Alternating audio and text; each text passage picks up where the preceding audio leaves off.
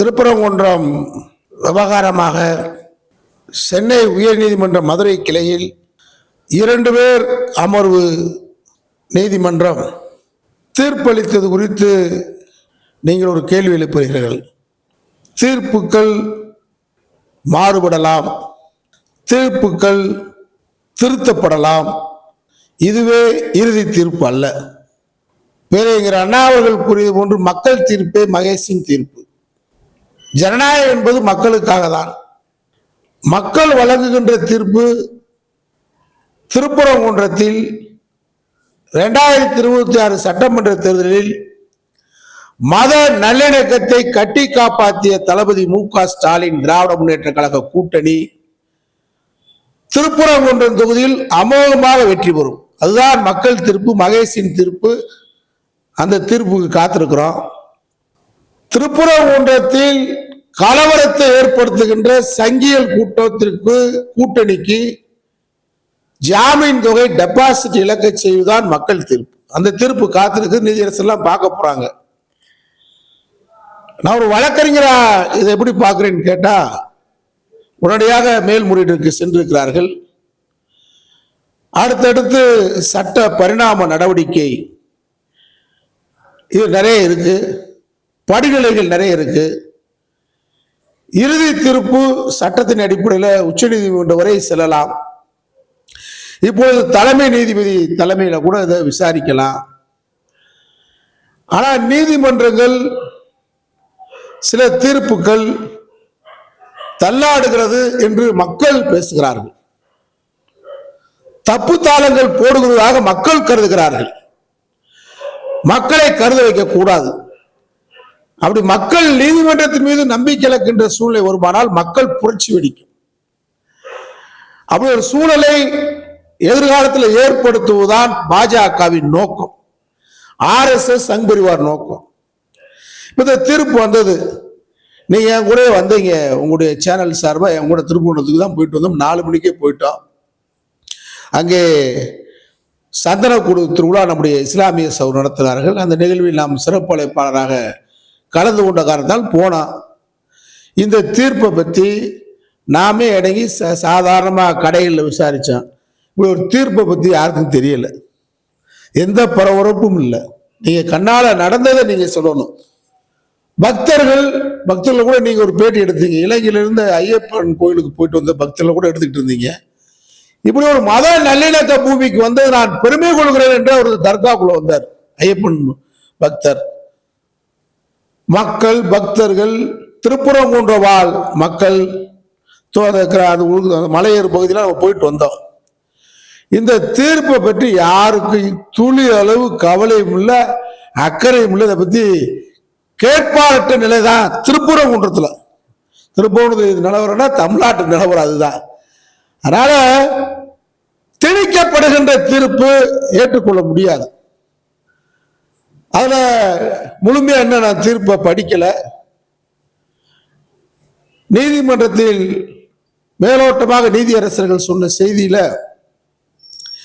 மாவட்ட ஆட்சித்தலைவரும் காவல்துறையும் நிர்வாகமும் அன்னைக்கு சரியா நடந்துக்கலன்னு சொன்னது மனசாட்சியுடன் மதுரை வாழ் மண்ணின் மைந்தன் என்ற அடிப்படையில் எல்லா நிகழ்வுகளையும் பார்த்த அடிப்படையில் மாவட்ட ஆட்சித்தலைவர், மாவட்ட காவல்துறை ஆணையாளர், தமிழ்நாடு அரசு, நம்முடைய முதலமைச்சருடைய மேற்பார்வையில் நடக்கப்பட்ட அன்றைய தினம் மிகப்பெரிய வன்முறை சம்பவம் அயோத்தியில் நடந்தது போன்று நடக்க தெரிந்ததை தடுத்தது மாவட்ட ஆட்சித்தலைவர், காவல்துறை. நம்முடைய மாண்புமிகு முதலமைச்சருக்கு மதுரை வாழ்கின்ற மண்ணின் மைந்தன் அடிப்படையில் நன்றி சொல்றேன். நீதியரசர்கள் கவனத்தில் எடுக்கணும். நீதியரசர்கள் நடந்ததுக்கு பின்னாடி நீங்க வெளில வர்றதுக்கு முன்னாடி அணை போடுவதுதான் சிறந்த அரசனுடைய வேலை. அந்த ஒரு அரசனுடைய வேலையை சட்ட ஒழுங்கை பராமரித்தார்கள் அன்றைக்கு மாவட்ட ஆட்சித்தலைவர். இவங்க நீங்க என்ன நினைக்கிறாங்க நீதியரசர்னு தெரியல. இவங்க நோக்கம் என்னன்னு, இன்டென்ஷன் என்னன்னு நீதியரசனுக்கு தெரியலையான்னு தெரியல. அவங்க தர்காவை இடிக்க வேண்டும் என்பதுதான் நோக்கம். அதை பகிரங்கமாக RSS அறிவித்திருக்கிறது, இந்து சேனா அறிவிக்கிறது, இந்து மக்கள் கட்சி அறிவிக்கிறது, ராஜா என்ற திருட்டு போய் அறிவிக்கிறான்.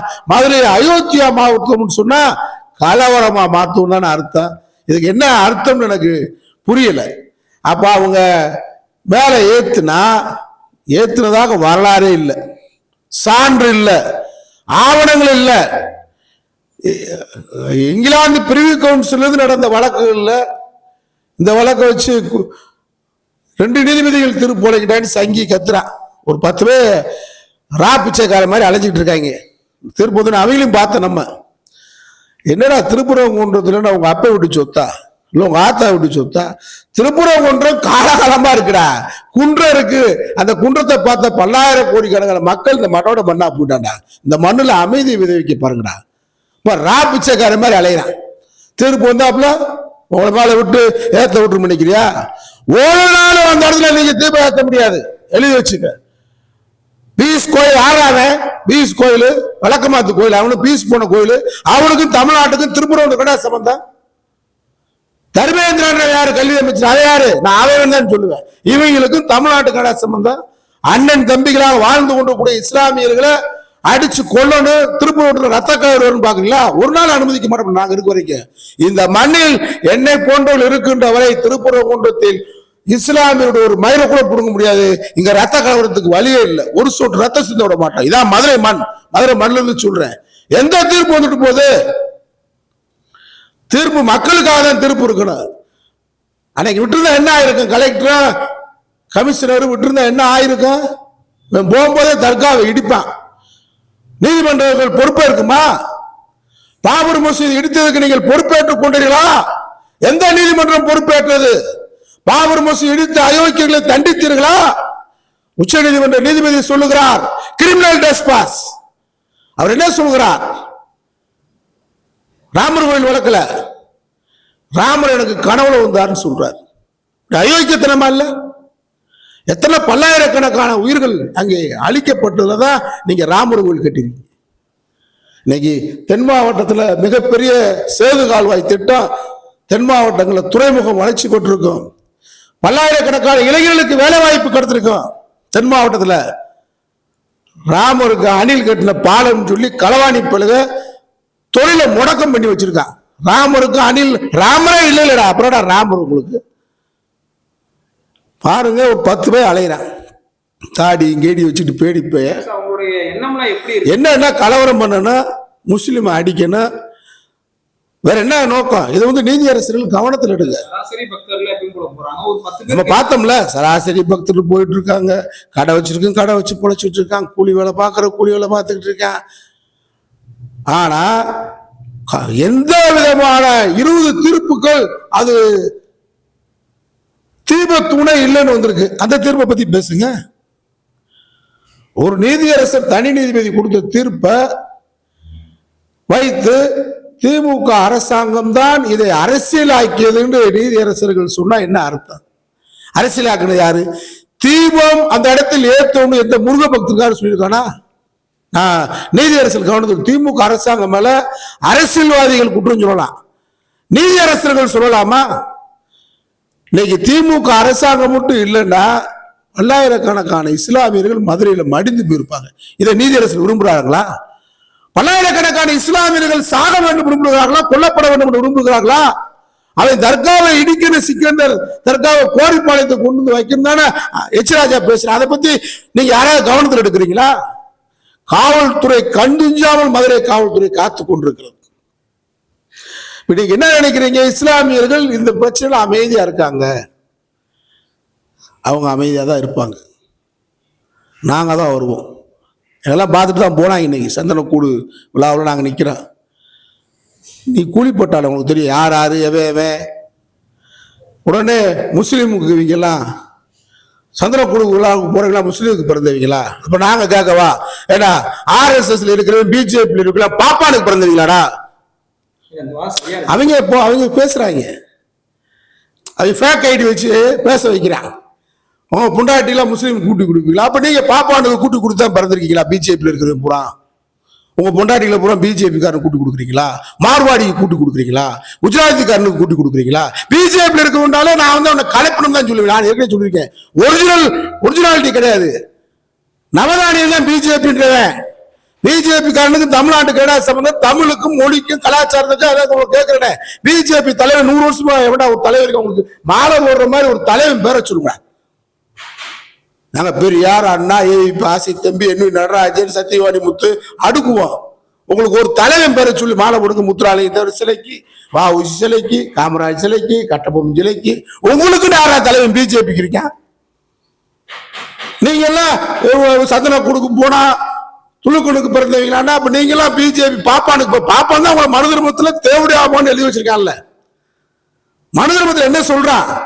அந்த இழிவு பட்டத்தை போக்குறதுக்காக தான் பெரியார் போராட்டா நாங்க போய்கிட்டு இருக்கோம். உனக்கு சேர்த்து ஒன்னையும் தேவடியா மட்டும் தான் சொல்றான். அப்ப பாப்பானுக்கு பிறந்தவன் தான் பிஜேபி இருக்கானு கேட்போம்ல. மார்வாடிக்கு பிறந்ததான் பிஜேபி இருக்கியா? RSS காரன் எவன்டா? இந்து முன்னணிக்கார யாரா?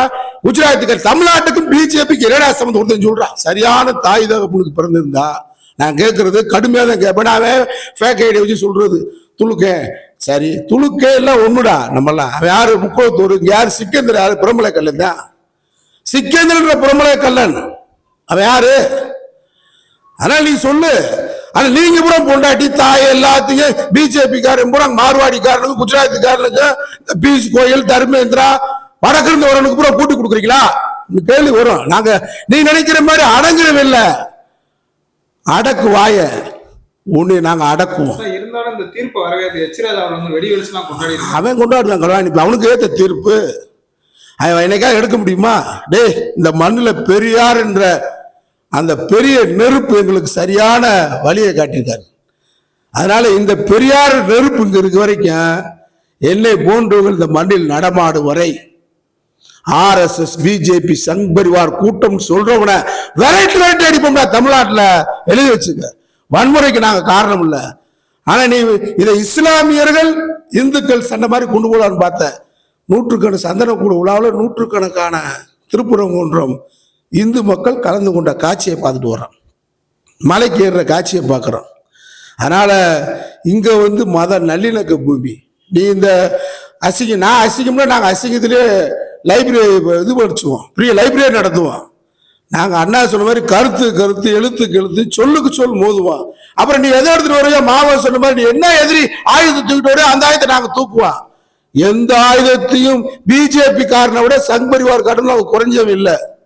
எந்த ஆயுதத்தையும், பேச்சு ஆயுதம், எழுத்து ஆயுதம், இல்ல வேற நீ எந்த ஆயுதம் தூக்கிட்டு குஜராத் பக்கம் வச்சுக்கலாம். அமித்ஷா இந்த சண்டியர்களை பூரா அங்க இல்லை. இங்க சண்டியர்ல நாங்க வேற மாதிரி இழுது வேற மாதிரியான ஊருக்கு நாங்க தமிழ்நாடு. திராவிட வீர ஒரிஜினாலிட்டி தானே திமுக இருப்பேன், திகால இருப்பேன், திராவிட இயக்கத்துல இருப்பேன்.